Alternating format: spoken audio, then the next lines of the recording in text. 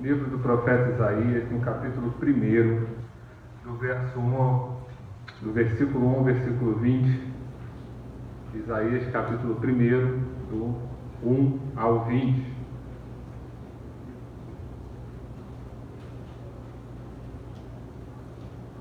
Existia um teólogo chamado Karl Barth. O pessoal aí que faz teologia agora ficou feliz. Falando em teólogo, o pessoal fica feliz.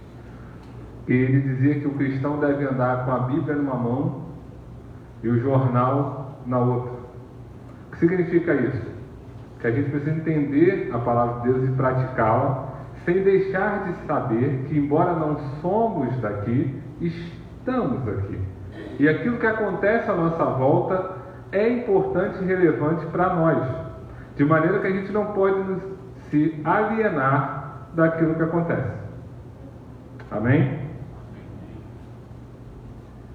Isaías, no capítulo 1, vai falar um pouco sobre a realidade da sua época, sobre a realidade do seu povo.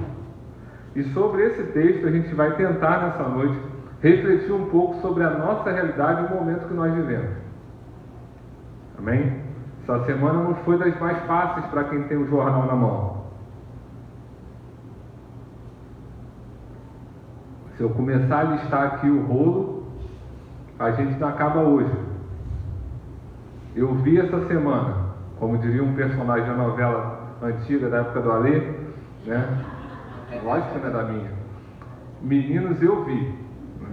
Eu vi alguém ser morto dentro de uma viatura.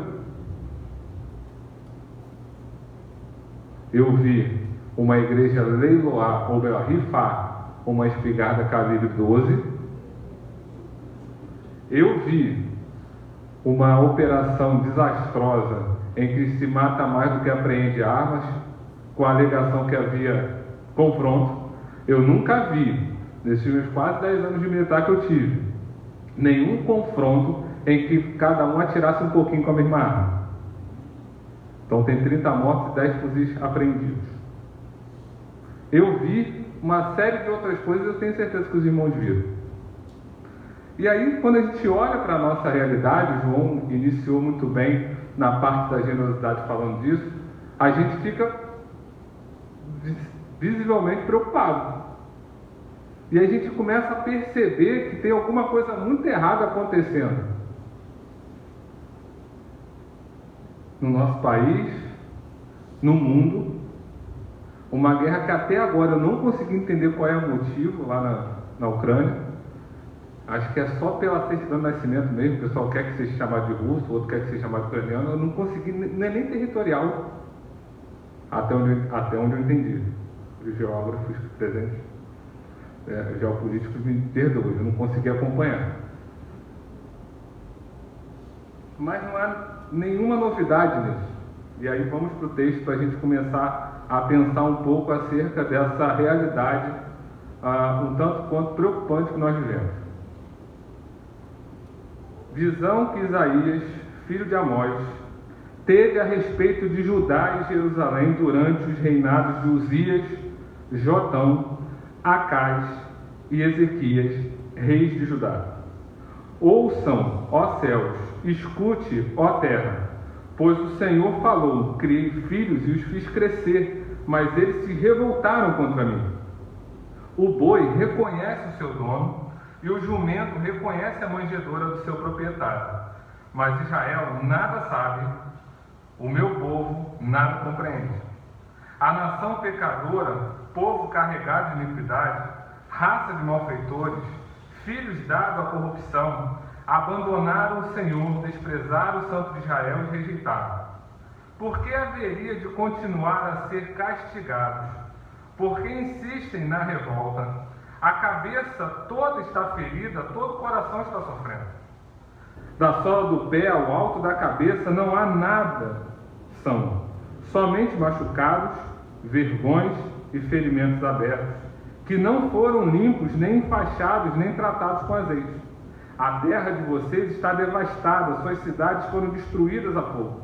Os seus campos estão sendo tomados por estrangeiros diante de vocês, e devastados como a ruína que eles costumam causar. Só restou a cidade de Sião como tenda numa vinha, como abrigo numa plantação de melões, como uma cidade sitiada. Se o Senhor dos Exércitos se não tivesse poupado alguns de nós, já estaríamos como Sodoma e semelhante a Gomorra. Governantes de Sodoma, ouçam a palavra do Senhor. Vocês, povos de Gomorra, escute a instrução do nosso Deus. Para que nem ofereçam tanto, ou melhor, para que me oferecem tantos sacrifícios? Pergunta o Senhor. Para mim chega de holocaustos, de carneiros, de gordura de novilhos gordos. Não tenho nenhum prazer no sangue de novilhos, de cordeiros e de bodes. Quando vocês vêm à minha presença, quem me pediu que pusessem os pés nos meus atos? Parem de trazer ofertas inúteis, e os incensos de vocês é repugnante para mim. Luas novas, sábados, reuniões, não consigo suportar suas assembleias cheias de iniquidade. Suas festas de lua nova e suas festas fixas, eu as odeio. Tornaram-se um fardo para mim. Não as suporto mais. Quando vocês estenderem as mãos em orações, esconderei de vocês os meus olhos. Mesmo que multipliquem as suas orações, não as escutarei. As suas mãos estão cheias de sangue. Lavem-se, limpem-se, removam suas más obras para longe da minha vista. Parem de fazer o mal. Aprendam a fazer o bem. Busquem a justiça, acabem com a opressão, lutem pelos direitos dos órfãos, defendam a causa da viúva. Venha, vamos refletir juntos, diz o Senhor. Embora os seus pecados sejam vermelhos como a escarlate, eles se tornarão brancos como a neve. Ainda que sejam rubros como púrpura, como a lã se tornarão. Se vocês estiverem dispostos a obedecer, comerão os melhores frutos dessa terra. Mas se resistirem e se rebelarem, serão devorados à espada, pois o Senhor é quem fala. Amém? Sempre que eu leio esse texto, e alguns outros, mas esse especificamente, eu lembro de uma música antiga. Vou falar que é da época da lenda. De um cantor chamado João Alexandre, não sei quantos conhecem. Eu carinhosamente chamo ele do João Gilberto da música gospel, né? Que é um zilhão de notas todas dissonantes para fazer a mesma coisa que todo mundo faz. Mas, fechando parênteses, ele tem uma música chamada Brasil Olha Pra Cima. Melhor, Pra Cima Brasil. E lá pelas tantas a música diz assim: onde andará a justiça outrora perdida? Some a resposta na voz e na vez de quem manda. Homens com tanto poder e nenhum coração. Gente que compra e que vende a moral da nação. Brasil, olha para cima. Existe uma chance de novamente ser feliz. Brasil, há uma esperança. Volte seus olhos para Deus, o justo juiz. Já deu para entender o tema. Já podia parar aqui. Mas eu vou tentar explicar o que Isaías estava passando e fazer o paralelo. A convocação que João Alexandre faz na sua letra, ela está ligada e resume bem a profecia de Isaías. Ele olha para a sua realidade, Isaías, e vê que não há outra esperança para aquele povo a não ser olhar para Deus. Voltar às práticas do povo de Deus. Abandonar, se limpar. E assim João Alexandre também fala. Quando olha para a nossa nação, e antes que alguém faça algum comentário, essa música deve ter mais ou menos uns 20 anos. Se é que você me entende, já entendeu o que eu quero dizer. Não é novidade, embora pareça que tenha sido feito hoje de manhã. Olha para o Brasil.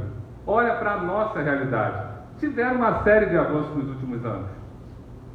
E uma série de retrocessos nos últimos anos. Mas olha para a nossa realidade enquanto nação. Crise de todas as ordens. Crise moral, crise ética, crise financeira, crise política, crise de identidade na igreja brasileira. Diante da realidade desesperadora que a gente vive no nosso país, a mensagem de Isaías se torna mais relevante do que nunca. Vejamos, pois, como podemos aprender, ou como devemos encarar o momento que atravessamos no nosso país. Queria fazer já de início 3 observações preliminares no texto para depois a gente ir para a aplicação. Primeira delas, a gente pode perceber que há uma necessidade por parte do povo de Deus, a igreja, de um discernimento espiritual sobre as coisas.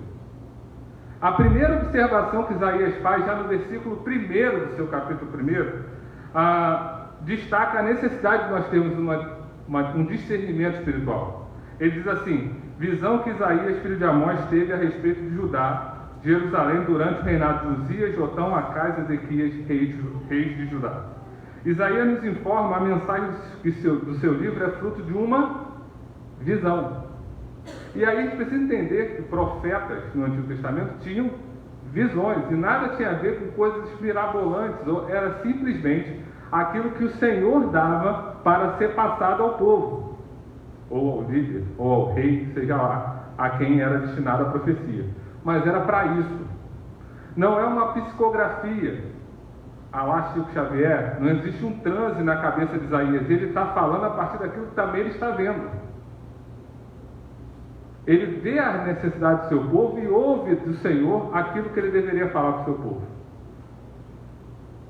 Isaías está, na verdade, falando da sua percepção espiritual. Olha, daquilo que eu ouvi de Deus, daquilo que eu estou vendo de vocês, tem um negócio muito errado.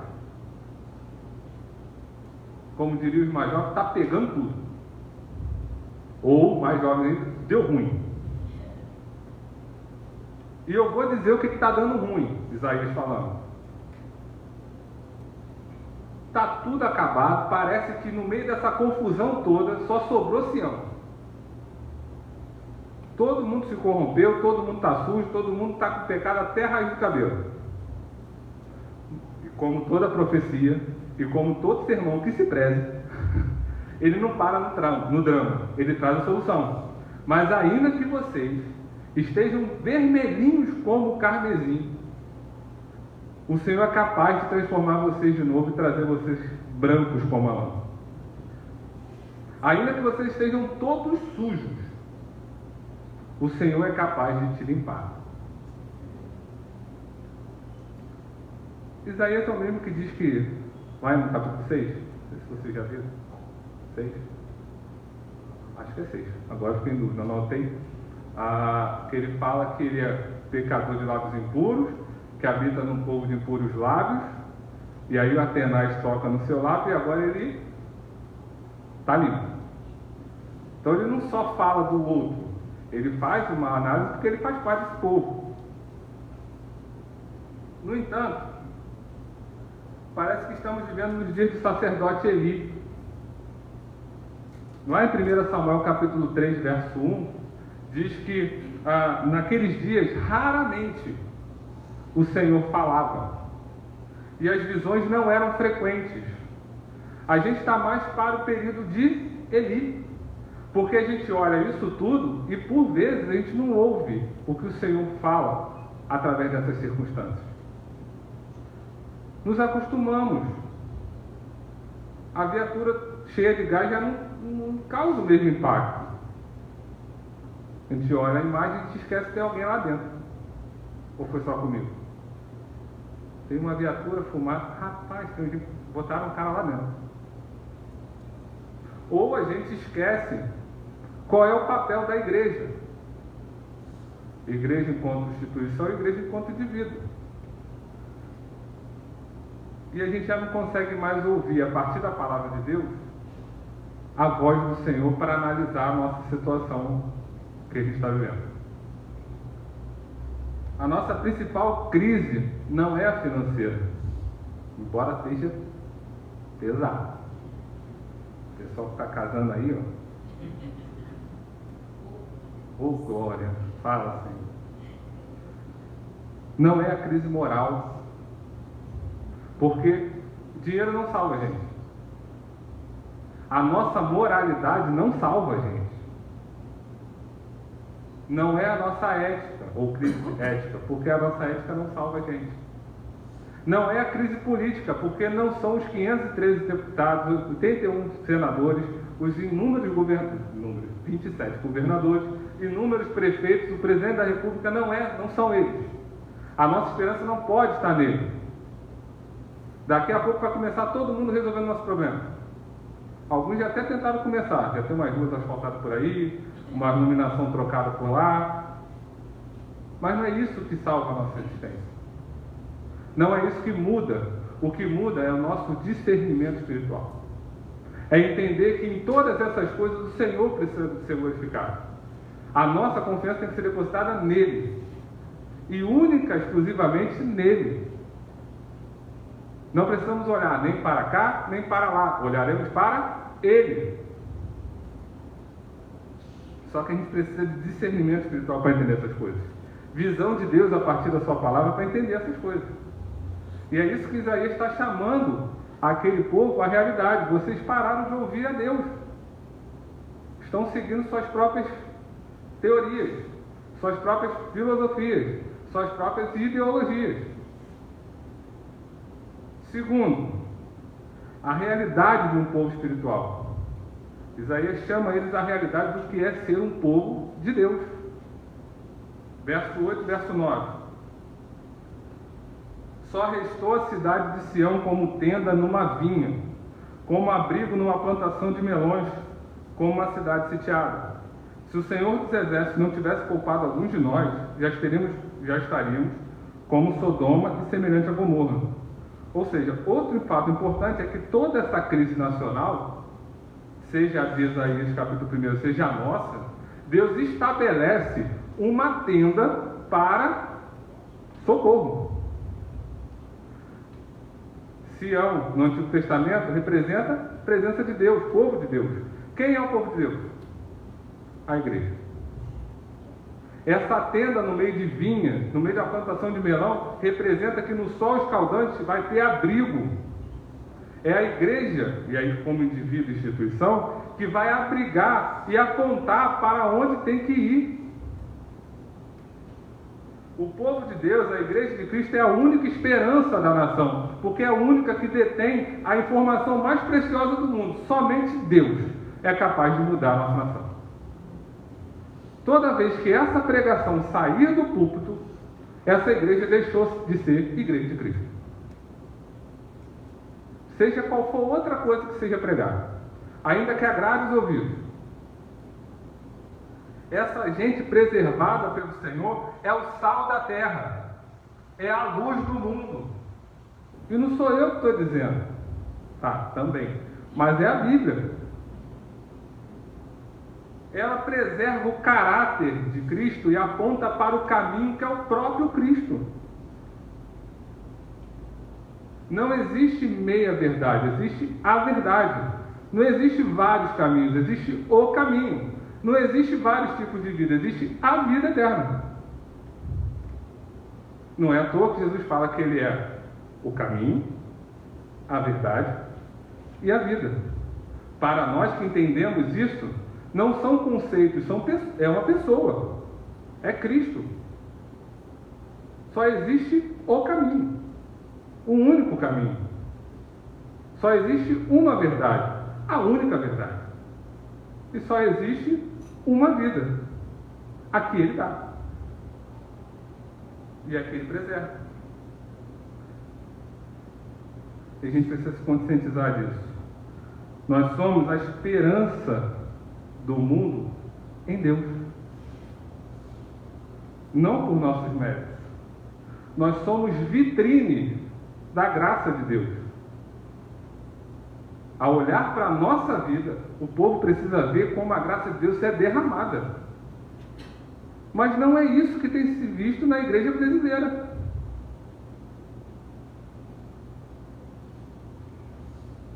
Vou pegar o exemplo dos nossos queridos irmãos, que já devem ter se arrependido, espero, que rifaram uma espingarda. Primeiro, não vou nem entrar no mérito para que serve uma arma, que ainda é polêmica. Estou falando só de questões legais. Primeiro, uma rifa sem a Loteria Federal é contravenção. Primeiro ponto. Segundo, pelo próprio decreto de armamento não pode ter rifa de arma, nem de munição, por um motivo muito óbvio. Não é qualquer um que pode comprar. Então não é qualquer um que pode ganhar. Então está tudo errado. Não salva nada. Que graça é essa na vitrine, do lado de uma espingarda. Não consigo. Nenhuma outra instituição é mais importante que a Igreja de Deus. Nenhuma. Não é o Congresso Nacional, não é o Supremo Tribunal Federal, não é o Palácio do Planalto, não é.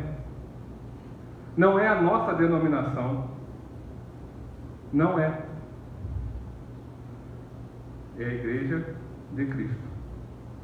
É essa igreja que nós somos chamados pela palavra de Deus a amar, a servir, a nos alistar, para fazer diferença.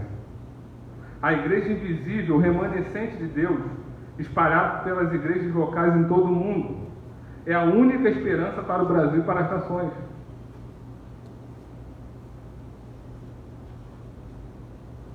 A realidade do povo é entender que a igreja de Cristo é que vai mudar.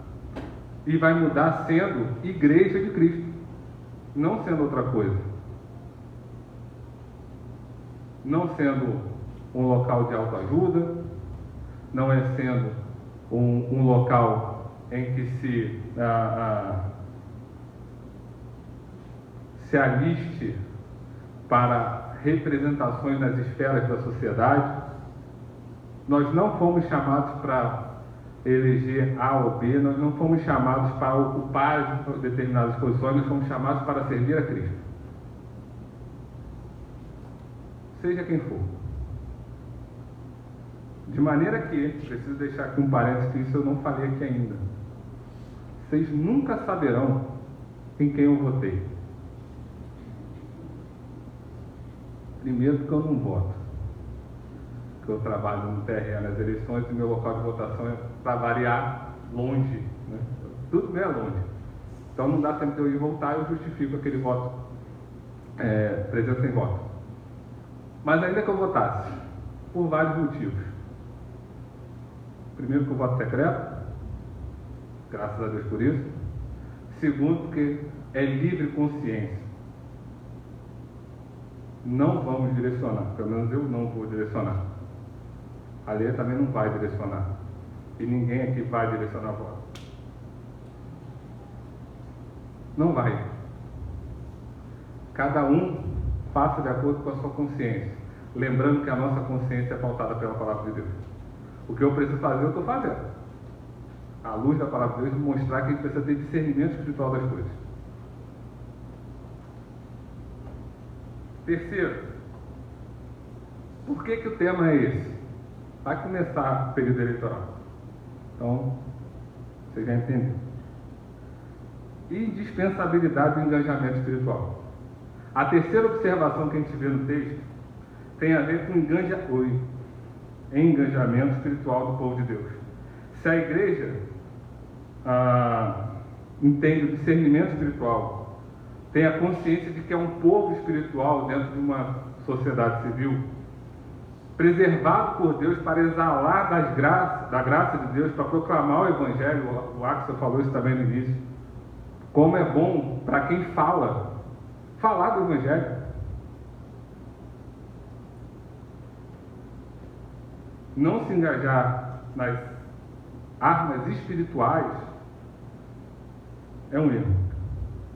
O Brasil, e nem país nenhum, vai ser feliz, vai ser uma nação feliz, se a igreja não se engajar nas armas espirituais que ela tem.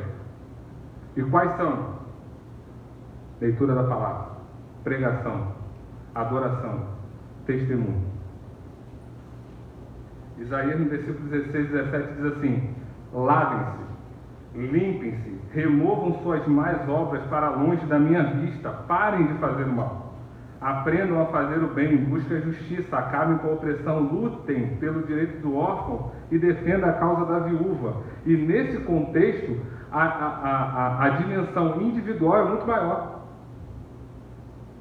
Você já parou para refletir que Deus, quando quer fazer grandes coisas, Ele não usa a multidão?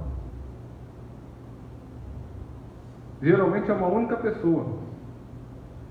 Inclusive, salvar a mim e você, Ele usou uma única pessoa. E essa única pessoa, quando estava na cruz, se sentiu sozinha a ponto de dizer: até Deus me abandonou. Então cabe a nós zelar pelo órfão. Cabe a nós, enquanto indivíduos, zelar pela viúva. Cabe a nós nos limparmos a partir das disciplinas espirituais que a gente já tem vindo vendo há um bom tempo.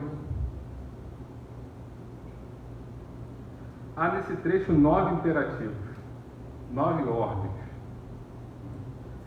divididos em 3 grupos. Primeiro vamos falar da dimensão celestial. Lavem-se, limpe-se e remova suas más obras para longe. Versículo 16. Diz respeito à santificação. Fomos salvos em Cristo, precisamos viver de acordo com essa salvação. Todos nós fomos chamados para vir como estávamos. E todos nós fomos chamados para não viver mais como éramos. Vem como estás, viva diferente. Igual aquele desenho, né? Entra uma coisa, passa na máquina, sai outra. É isso. Engajamento pessoal, diz respeito à nossa atitude que precisamos ter. Parar de fazer o mal, abandonar as velhas práticas, aprender a fazer o bem, porque é algo que não é nato nosso. O salmista diz que nós somos pecadores e já nascemos em pecado. Não fazemos o bem por ação natural. Tem que ser algo treinado, ensaiado, pensado, lutado internamente muitas das vezes, porque a vontade é fazer o mal, a ponto de Paulo falar: o bem que eu quero fazer eu não faço, mas o mal está aqui, ó. Eu pisco, fiz. Não pisco, fiz também. Busque a justiça. Abandone a velha maneira de pensar. Mas sempre foi assim. Eu sou assim, pronto, e acabou. Eu nasci assim. Não sei vocês, mas eu nasci morto nos meus delitos e pecados, e agora encontrei a Cristo que me trouxe vida. Então eu já não posso dizer que eu sou como eu nasci. O Senhor me transformou. Se Ele me transformou na essência de ter vida quando eu estava morto, eu não posso dizer que os hábitos do morto têm que continuar em alguém que tem vida.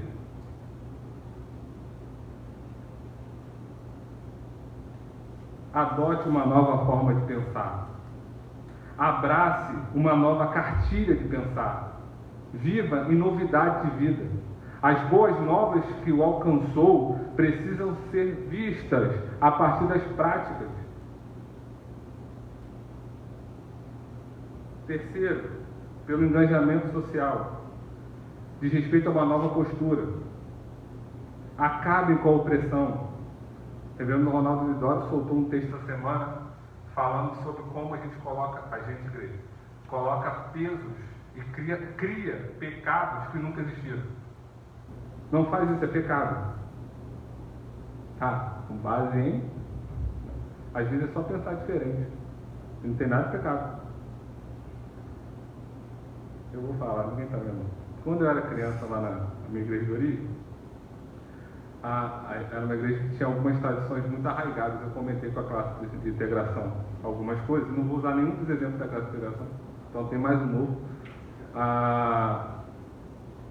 E aí, toda vez que alguém fazia algo que o mais velho não gostava, ele dizia assim: isso é falta de reverência.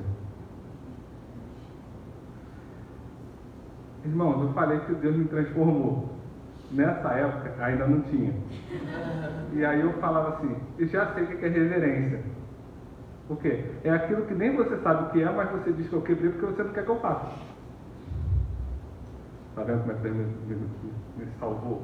Eu já não respondo mais assim, mas eu respondi. Então, se alguém é assim, fique tranquilo que Deus transforma.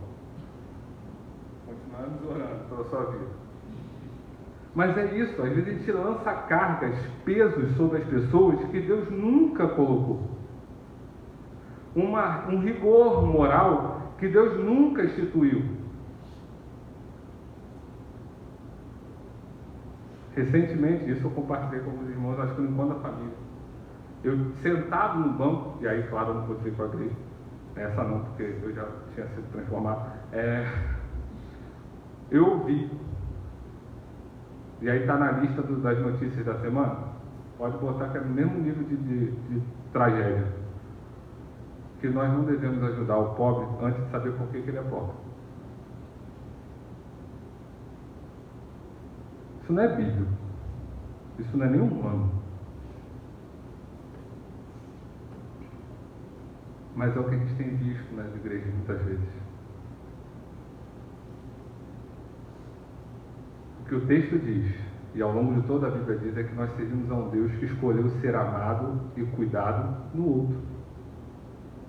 De maneira que toda vez que a gente vê alguém fazendo a vontade de Deus, ele está fazendo ao próximo.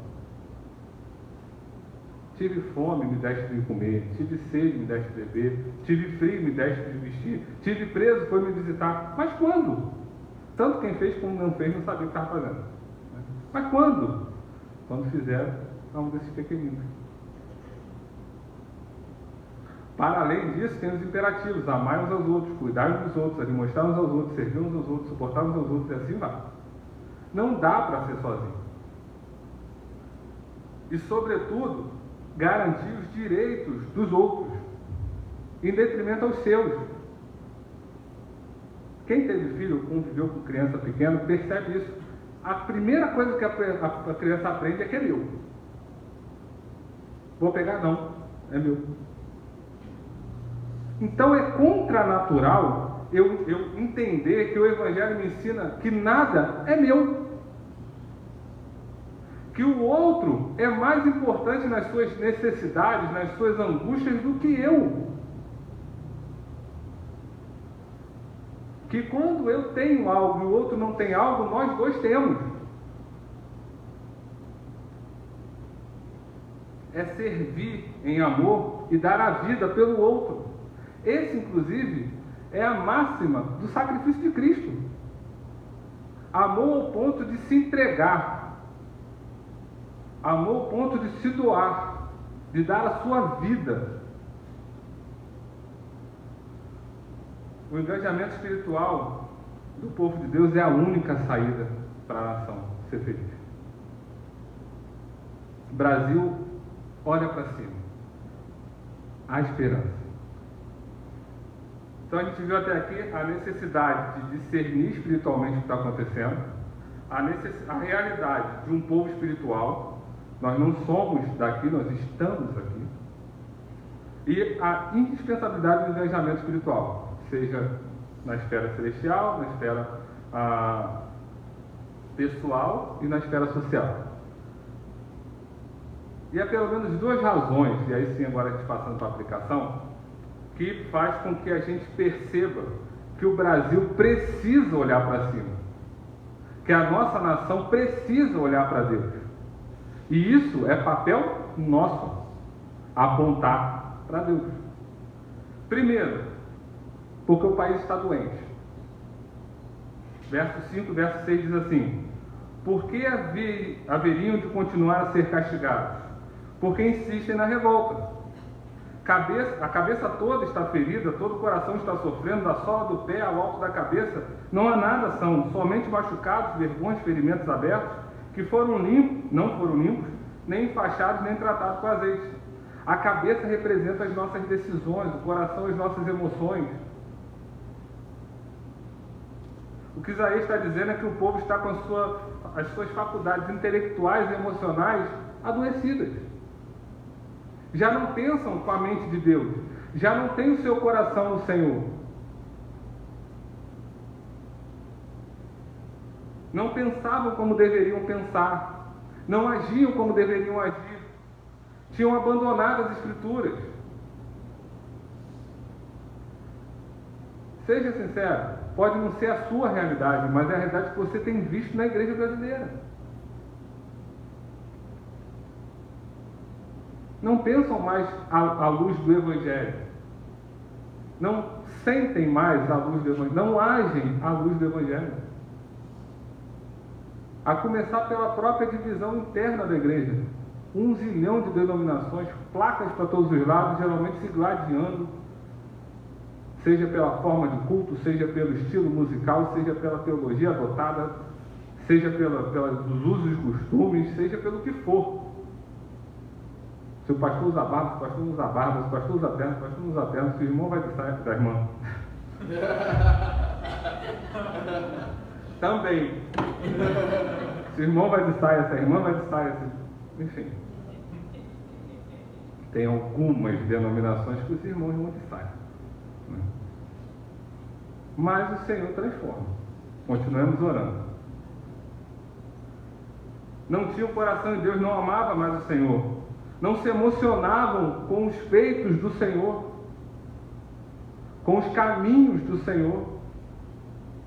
De maneira que, ao olhar essas tragédias que a gente pode pegar com recorte a última semana, já não se sensibilizam mais que são criaturas do Senhor. Quando eu começo a achar que... E aí eu não estou entrando no médico, eu não sei quem são. Eu não tive tempo de ler as notícias todas, só vi as manchetes de algumas. Mas independente do que eles faziam, é achar que o sangue do Cordeiro não pode ser derramado naquela cabeça. É ter a síndrome do filho mais velho, que aquele filho mais novo tem mais é que morrer. Que no coração dele já estava morto. Às vezes no coração da igreja, aquele pecador está morto. Mas não está morto esperando ser alcançado por Cristo. Está morto de maneira que eu não quero nem que ele tenha a chance. Porque ele vai querer sentar aqui do meu lado, do lado dos meus filhos, aí não. Aí não. Tem limite para tudo, até para graça, espera aí. Né? Nasci aqui bonitinho, talvez não tão bonitinho, mas nasci aqui, cresci aqui, fui líder de tudo que eu podia, aí agora vem esse teu filho, vê se não é parecido a resposta do religioso, vem esse teu filho, que fez o que bem entendeu, reza a lenda que matou até gente, e vai ser salvo? E tem festa? A gente teve festa 2 semanas atrás em Itaquaçu. Vai ter festa aqui mês que vem. Por quê? Porque pessoas reconheceram que eram pecadores e se entregaram a Cristo. É essa festa. É essa. A gente prefere não ter festa. Tá bom do jeito que tá. Não tinham mais o coração nas coisas de Deus. O povo estava doente da cabeça ao pé. Machucado pela espada da guerra, pelo que tinha visto, feridos, amargurados, como diria Joseph Bimber, sem motivos para cantar uma bela canção. Mas o Senhor cura, o Jeová Rafá cura, Ele transforma, Ele fecha a ferida. Dependendo da situação, remove até a cicatriz.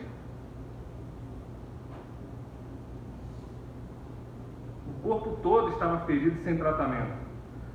E esse estado revelava que a alma do povo de Judá também estava ferida. E assim como a alma do povo de Judá está ferida, a alma do povo brasileiro está ferida. Não existe mais amor.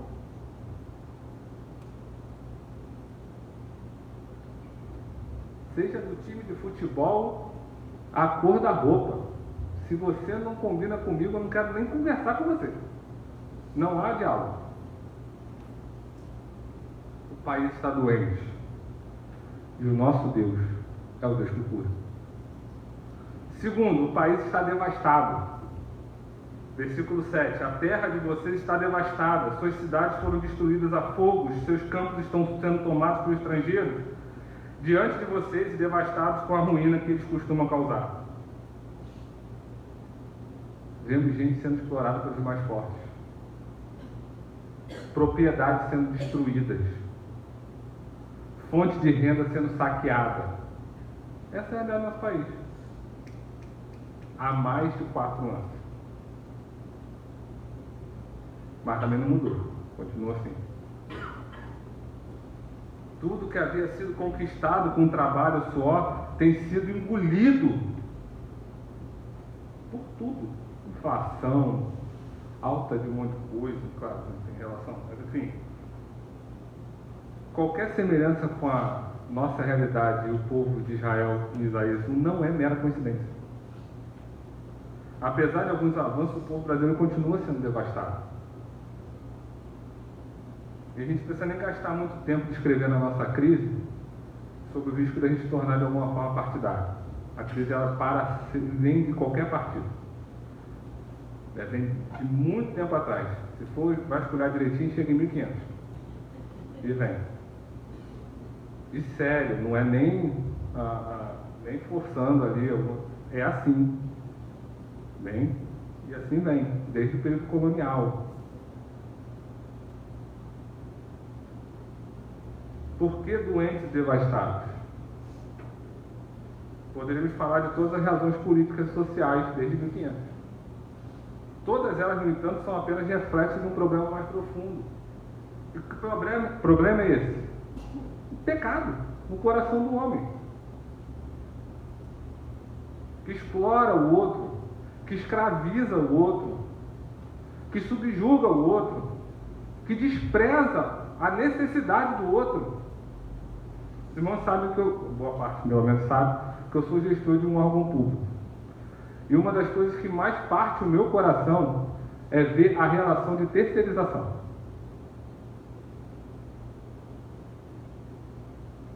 Só para os irmãos terem ideia. E aí eu vou confessar pecado. Já. Existe uma instrução normativa no Ministério da Economia antiga que diz que eu não posso nem me dirigir àqueles terceirizados, a não ser por urbanidade. Bom dia, boa tarde, boa noite. Eles são como um mobiliário. Faz o seu papel e eu não posso. Eu tenho que ficar para a empresa falar com eles. Vi ele fazendo alguma coisa errada, eu posso dar um toque. Eu tenho que já queimar ele na empresa, para o supervisor.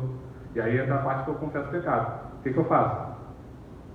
Meu irmão, pelo amor de Deus, se ajeita aí, porque senão eu vou ter que avisar o moço lá. Vou dar só um exemplo de uma outra realidade. O colégio ficou fechado uma semana, era carnaval, alguma coisa assim, e aí para a gente não pagar aquela semana de serviço tão prestado, eu digo que o colégio não precisa daquele serviço. Qual era a intenção do meu coração? Libera todo mundo. O que eles fizeram? Botaram todo mundo para trabalhar em outro lugar. Eles não receberam o nosso.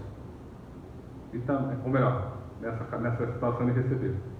Eles receberam o nosso, para os caras ficarem em casa, e eles mandaram para outro lugar. Então é uma escravização. E aí quando vai fazer a licitação, é sempre o pior salário, senão também ele não ganha a licitação. E aí toda vez que troca a empresa, reduz o salário. É uma exploração que não acaba mais. Institucionalizada e legalizada.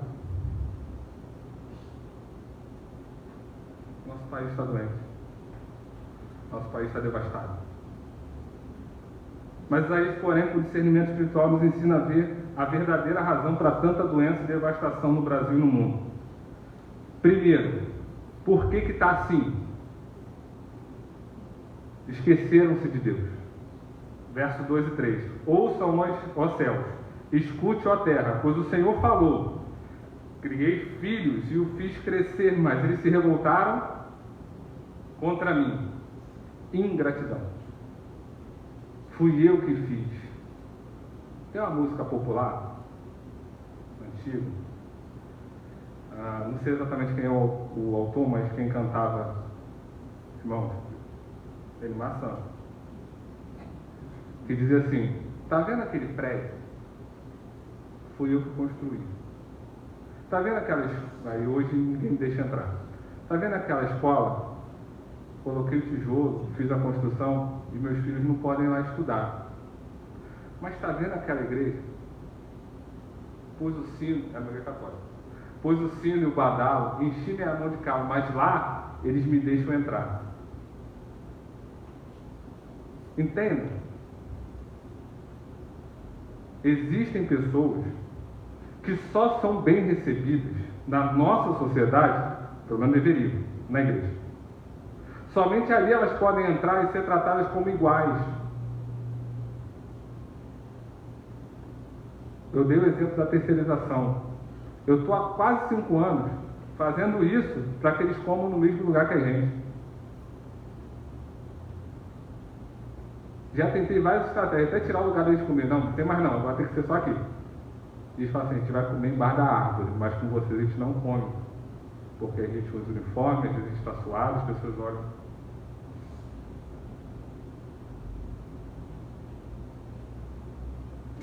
Esqueceram-se de Deus, esqueceram que todos são criação de Deus. O texto continua: o boi reconhece o seu dono, o jumento conhece a manjedoura do seu proprietário, mas Israel não sabe, o meu povo não compreende, eles não conseguem raciocinar e entender que o Senhor é o Senhor das suas vidas, é o Senhor da sua nação. Segundo, corromperam-se diante de Deus. Versículo 4. A nação pecadora, povo carregado de iniquidade, raça de malfeitores, filhos dados à corrupção, abandonaram o Senhor, desprezaram o Santo de Israel e o rejeitaram. Para uma lista mais detalhada sobre isso, você pode caminhar lá para Isaías 5, você vai ver. Tem materialismo, tem indiferença espiritual, perversão moral, arrogância de coração, perversão de liderança, tem tudo lá que o povo estava fazendo. O que importa ressaltar em Isaías 1 é que todos os ideais de Deus, para o povo escolhido dele, se perderam naquele momento. Todos. A nação era pecadora. A nação santa, separada, estava pecando até a raiz do cabelo. E nem, como eu tive um pastor já falecido, pastor meu, ele fala assim, a cara não ficava nem vermelha, nem ficava corada. O povo era carregado de iniquidade, corrompeu seu caráter e natureza de povo de Deus. O povo santo, diferente, separado, estava tão iníquo como qualquer outro. Raça de malfeitores, praticavam o mal e abandonaram a justiça de Deus. Filhos dados à corrupção, agiram de forma corrompida, se estragaram, corrompeu, adulterou, contaminou. E aí entenda a adulteração aqui como combustível, para ficar mais genérico, senão a gente às vezes leva só para a relação conjugal também, mas adulterou. Esqueceram-se de Deus, corromperam-se diante de Deus e perverteram o culto. Ou seja, essa geração que estava nesse nível se dava ao luxo de prestar culto, de entrar nos átrios, no local santo e prestar culto a um Deus que eles não serviam, que eles não escutavam, que eles não estavam nem aí para os seus preceitos. E aí qual é a resposta de Deus através de Isaías? Eu também não estou nem aí. Vocês cantam, eu tampo o ouvido. Vocês oram, eu tampo o ouvido. Vocês fazem os seus sacrifícios, eu viro a cara. E se orar mais eu vou ignorar. Está tudo errado. Perverter o culto. Verso 11 ao 15. Para que me ofereçam tanto sacrifício? Pergunta o Senhor. Para mim chega de holocausto de carneiro e gordura de novilhos gordos. Não tem nenhum prazer no sangue de novilho, de cordeiros e de bodes. É um culto sem espírito, é um culto sem verdade. Quando vocês vêm à minha presença, quem me pediu que pusessem os pés no meu átrio? Não era nem para ter entrado. Lembra do episódio da sarça? Tira a sandália porque o lugar é santo. Quem mandou entrar? Vocês estão tudo errado. E o problema não é estar errado, o problema é achar que está certo. Não se arrepende, está tudo bem. Ele continua. Parem de trazer ofertas inúteis. Qual era o sentido de oferta no Antigo Testamento? A oferta de animais, o holocausto. Remissão de pecados. Que pecado? Eles não tinham pecado na cabeça deles, mas tinha já o costume. Eu ia por rotina, eles iam por rotina. Trazendo para os nossos dias, Não interessa que vai ter aqui 6 horas, mas 6 horas de domingo eu tenho que estar lá. Para quê? O pessoal canta as músicas lá, o pastor fala um monte de coisa, às vezes fala um negócio que eu não entendo, quase sempre. E aí eu saio, eu me sinto bem. Por quê? Porque eu cumpri a minha agenda. Não porque eu tive um encontro com Deus naquele local. E ele continua. O incenso que vocês é repugnante para mim. O incenso que outrora era aroma suave, agora é repugnante. Luas novas, sábados, reuniões, cultos jovens, encontro disso, encontro daquilo, encontro da família. Isso tudo para mim, cadê a vida? O que Deus está falando assim, cadê a vida? O culto jovem é excelente, mas tem que ter vida. O encontro da família foi bênção, mas tem que ter vida. Senão é só mais uma programação. O culto de domingo, a reunião pública, o momento de comunhão, de orar junto, cantar junto, é bênção, mas tem que ter vida. Não dá para ser só por uma rotina, uma obrigação. E continua. Não consigo suportar suas assembleias cheias de iniquidade, o culto é sem amor. Suas festas de lua nova, suas festas fixas, eu as odeio. Tornaram-se um fardo para mim. Não suporto mais. E aí você fala, pastor, eu não usar isso. Falando para o povo. E aí você pode pensar alguns cultos que a gente tem visto, e eu não consigo imaginar Deus falando outra coisa.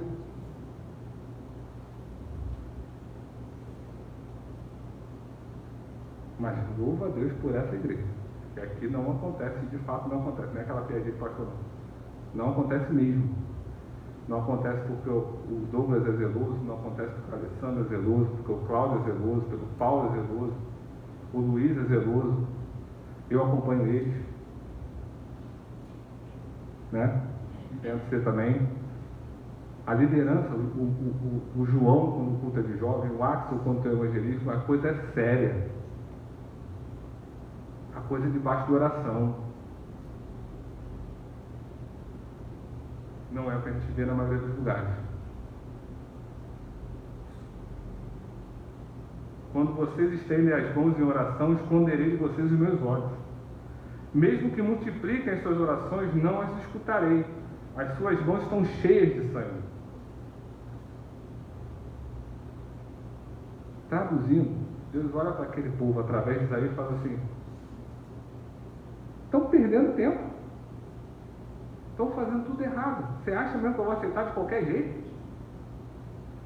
É igual quando eles falam assim: Senhor, eu não sei cantar não, mas é para o Senhor. O Senhor está bom. Não, irmão, se você não sabe cantar, Deus te deu outro dom. Procura ele. É sério. Tem muita gente boa no lugar errado. Não é por mim. A sociedade sem lembrar de Deus e a igreja sem essa novidade de vida são capazes de fazer adoecer qualquer nação. A sociedade que não lembra de Deus e a igreja que não lembra que ela precisa de novidade de vida é o desastre de qualquer sociedade. Faz adoecer e devastar qualquer nação. A começar da igreja, nós precisamos olhar para cima. Entender que não interessa o que aconteça à nossa volta, a nossa ótica tem que ser olhar para cima.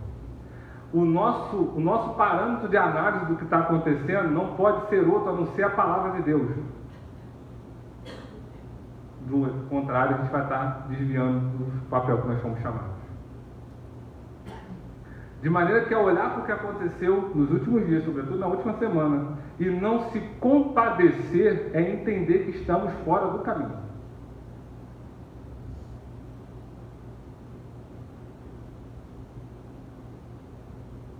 Precisamos olhar para Deus e apontar para os outros a direção. Mas como? Como olhar para Deus? Como olhar para cima? Isaías ensina como o Brasil, começando pela igreja, deve olhar para cima. E é preciso compromisso, contrição e comunhão. Observa só os verbos. Todos denotam compromisso no verso 16 e 17. Diz assim: levem-se, ou lavem-se, aprendam a fazer o bem, busquem a justiça, acabem com a opressão, lutem pelo direito órfão, defendam a causa da viúva, se envolva nas coisas de Deus, se envolva no ato de se santificar, se envolva no ato de cuidar do próximo, se envolva na sede de justiça de Deus. João Alexandre tem outra música, ele tem muitas. Se você tiver com tempo, bota lá na playlist, que assim, 99% é muito boa, uma é boa, né? O outro 1%. Mas é muito bom. Ele diz assim: transforma. Vou começar do início. Enquanto o domingo ainda for o nosso dia sagrado, em nome de Deus nós deixamos os feridos de lado. Enquanto os embrulhos correrem debaixo da mesa e o homem vender a fé, a certeza ao invés de cumpri-la, não tem jeito. E aí lá no coro ele fala assim: mas transformar o mundo é uma questão de compromisso.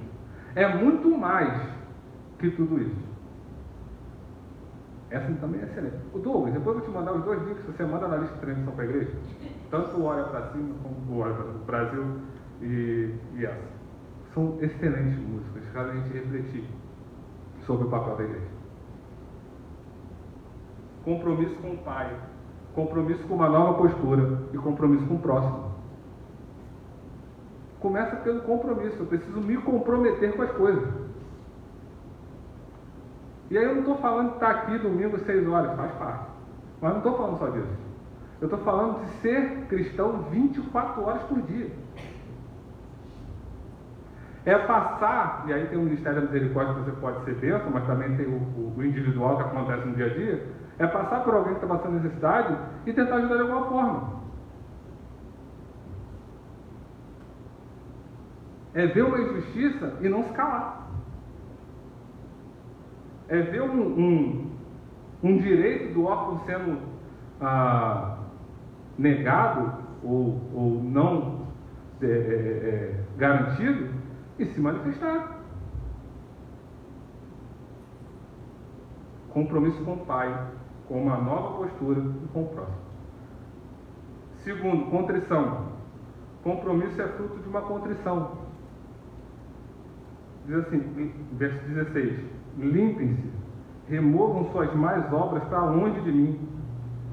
E aí é igual o comercial da Tostines, é fresquinho porque vende mais ou vende mais porque é fresquinho, né?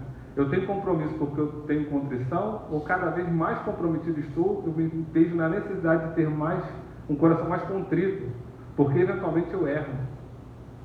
E aí eu entendo que o pecado está presente na minha vida como um acidente, não como uma prática, não como uma rotina.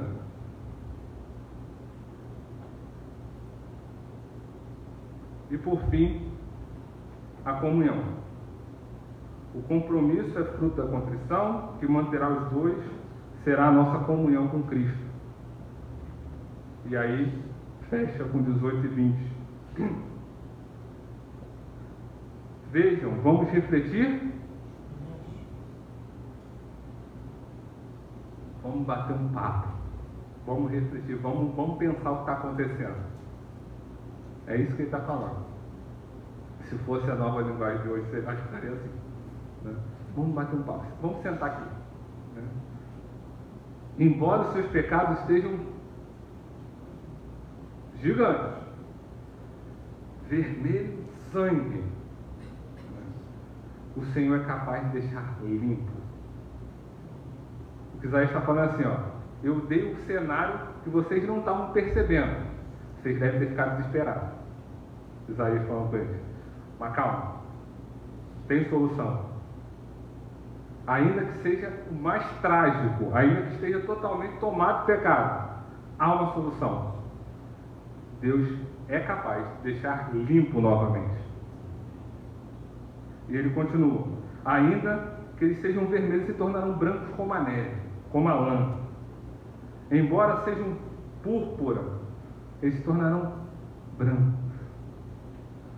Se vocês estiverem dispostos a obedecer, comerão melhor do fruto dessa terra. Mas se resistirem rebeldes, não tem outra coisa a acontecer, a não ser devorado pela própria espada. E aí, se a gente for lá para Romanos, capítulo 1, é mais ou menos o que o Paulo escreve assim: o Senhor os entregou às suas próprias paixões.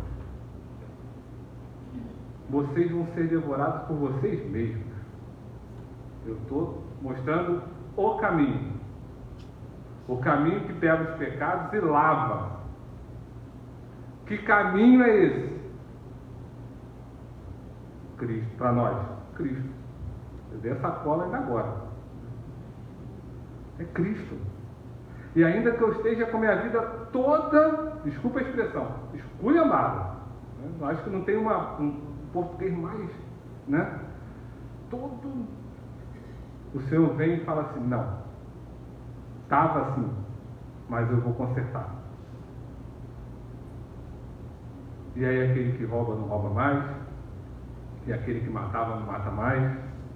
E o dia que eu acreditar, ou melhor, deixar de acreditar, espero que nunca, que o Evangelho transforma vidas, eu nunca mais subo aqui. Nunca mais. Porque a essência do Evangelho é um monte de morto que passou a ter vida pelo sacrifício de um único vivo que morreu. E não só morreu, mas ressuscitou. E nós não temos condição de analisar para quem. Não, para ele não. Meu Jesus, morrer para ele? Duvido. Tem gente que pensa assim. Pode até não falar, tem gente até que fala. E aí essa comunhão faz com que a gente entenda que os nossos pecados faziam separação. Mas não podem fazer mais separação entre nós e Deus. Porque eles foram levados na cruz. O que o povo de Israel precisava entender, e o que o Brasil precisa entender, que enquanto essa nação foi idólatra, e aí eu não estou falando só das imagens, eu estou falando das celebridades, eu estou falando dos times de futebol, eu estou falando dos empregos, eu estou falando da família, que a gente diz idolatra a família. Nós não vamos experimentar plenamente uma nação feliz. Mas quando entender que tudo isso tem que ser abandonado e levado, o que sobrar de nós na cruz, e ser transformado por esse sacrifício, a nação vai ser feliz. Do contrário, dia 2 de outubro, embora seja um dia importantíssimo, é meu aniversário, e também eleição. Fazer o quê? O pessoal da TRE falou para fazer um bolo. Eu falei: poxa, obrigado. No dia 3 nada mudou. Sei nem quem vai dar. Não sei. Também não me interessa. Mas nada vai mudar. Não vai. Não vai mudar se o Brasil virar para a direita, não vai mudar se o Brasil virar para a esquerda. Só vai mudar quando ele virar para cima. De outro jeito, não vai mudar. John Owen, no seu livro Comunhão com Deus Trino, apresentou o caminho para um relacionamento vital com o Senhor. E ele diz assim, abre aspas: a vida e a essência de todo o nosso consolo estão nas promessas de Cristo. Elas são a fonte de toda a nossa consolação. Quem não conhece quão destituídas de poder são elas na mera letra, mesmo quando cultivadas ao máximo por nossas considerações e meditações nelas, e também a maneira como por vezes elas inesperadamente sobrevêm à alma com vida e vigor vitoriosos e eternos. Aqui a fé trata peculiarmente do Espírito Santo. Ela considera as promessas, buscai-o, esperai-o, considera a sua presença na palavra em análise, reconhece-o em sua obra e eficácia. Assim que a alma começa a sentir a vida de uma promessa aquecendo seu coração, aliviando, afagando, suportando, livrando dos medos, enredos e problemas. Ela sabe que o Espírito Santo está ali. E o que se adiciona à sua alegria o que se adiciona à sua alegria e a leva à comunhão com Ele. Quando o Espírito Santo começa a trabalhar no coração, o contentamento, a alegria aumenta e a vontade de cada vez mais estar em comunhão com Cristo é viva e eficaz. Comunhão produz contrição, contrição provoca compromisso. O Brasil precisa olhar para cima, a começar por nós. Precisamos de discernimento espiritual. Agora é a hora da revisão do professor. Precisamos de discernimento espiritual. Precisamos cultivar uma vida espiritual. Precisamos agir como homens e mulheres espirituais. As nossas redes sociais precisam anunciar Cristo.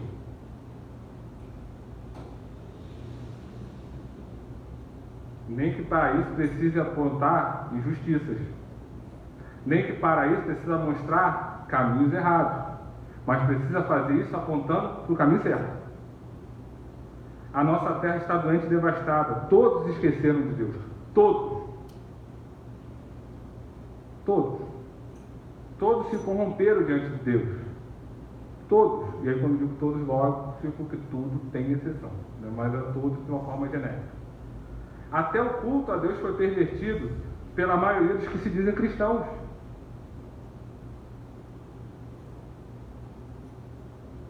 Recentemente, em uma igreja, não no Brasil, mas de brasileiro, foi dado ao púlpito a um político. E a primeira, pelo menos ele foi honesto. Não deveria ter subido, mas foi honesto. A primeira coisa que ele falou foi o seguinte: eu não entendo muito de Bíblia não. Mas o que eu posso dizer é que a ideologia X vai acabar com a igreja.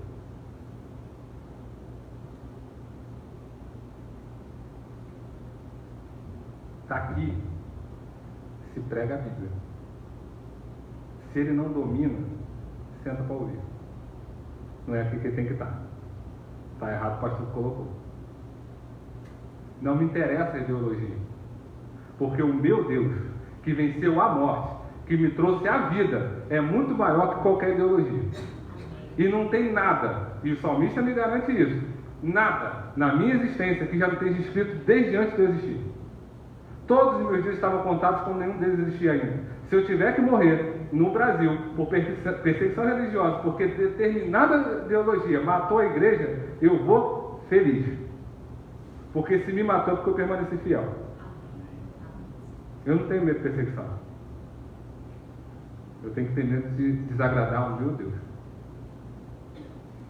O Brasil, começando por nós, precisa olhar para cima com compromisso, com contrição, e em busca da doce comunhão de Jesus. E aí, para a gente refletir, encerrando, pergunta que você não precisa me responder, mas você precisa se responder. Com o que você tem se compromissado nos nossos dias? Com o quê? Com Deus? No que você tem se enganjado nesses últimos dias? Em anunciar o Evangelho? A contrição no seu coração ou o pecado já cauterizou ele, de maneira que já nem sente nada?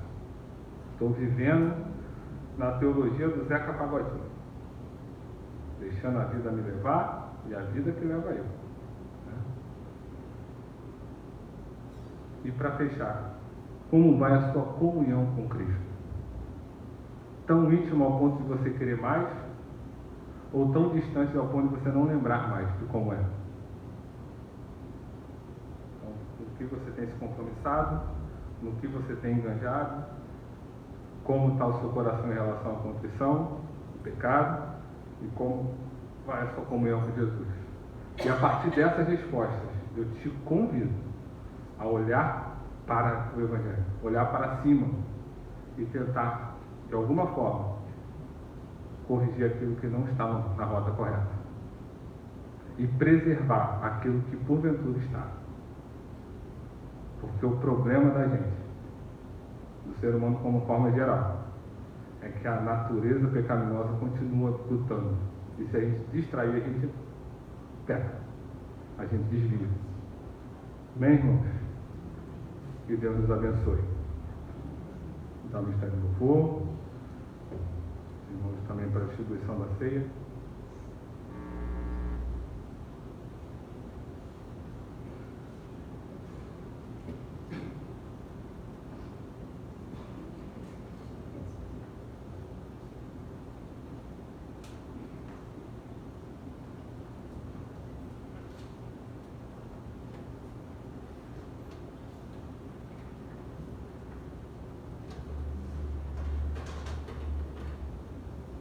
Vamos. No momento da ceia, eu acho não, teologicamente falando, ele é o momento de maior singularidade na comunhão. É o momento em que a gente lembra da nossa comunhão com Cristo e partilha do mesmo pão, do mesmo vinho com os nossos irmãos. É o momento em que a gente torna a comunhão que é invisível materializada de forma visível. Claro que esses elementos continuam sendo pão e continuam sendo suco. Eles não deixam de ser e nem se transformam em outra coisa. Eles são símbolos. De maneira que, ao comer o pão e beber o vinho, eu preciso lembrar que eu estou fazendo isso primeiro porque Cristo me salvou. Ele morreu para que eu pudesse viver em família. Família essa que é muito maior e muito mais eterna que a minha família de sangue. No céu não vai ter sobrenomes, vai ser a família da fé.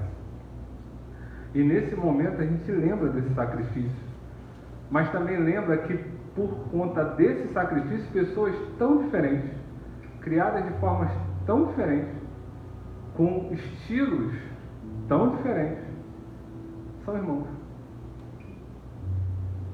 É a partir daí que a gente entende de uma forma tão particular que em Cristo o órfão vive em família. A viúva tem filhos na fé. E a gente consegue entender o quão maravilhoso é pertencer a um Deus que nos une a partir do seu sacrifício. De maneira que a ceia precisa ser sempre celebrada para que a gente nunca esqueça. Não esqueça dela e não esqueça do porquê dela. Dessa maneira, eu te convido a participar mais uma vez da ceia. Alguns podem perguntar, mas por que todo domingo? A gente não come todo dia? A gente não se reúne para orar todo domingo? A gente não se reúne para aprender mais da palavra todo domingo, a cantar junto e para comer junto? Como bom latino que somos, né? Toda vez que a gente quer bater um papo com alguém, a gente fala o quê? Vamos fazer um churrasco? Vamos almoçar? Vamos tomar um café? Sempre tem comida. Porque comida aproxima. Comer junto aproxima.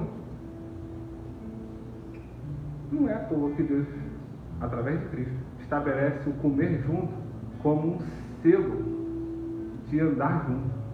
Quem anda junto, come junto. E aí eu te convido nessa noite a comer junto com a gente.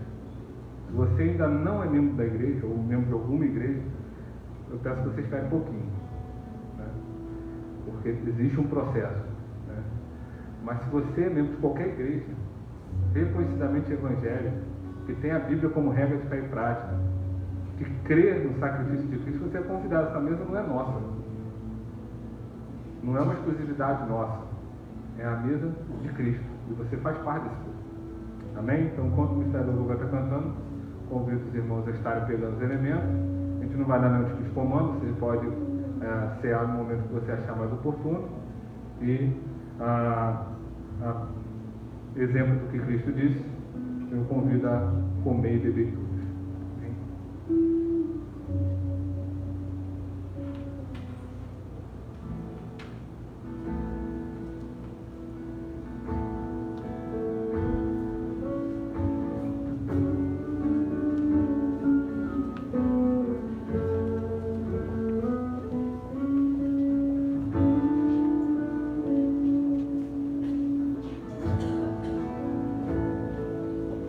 Teu sangue leva-me além.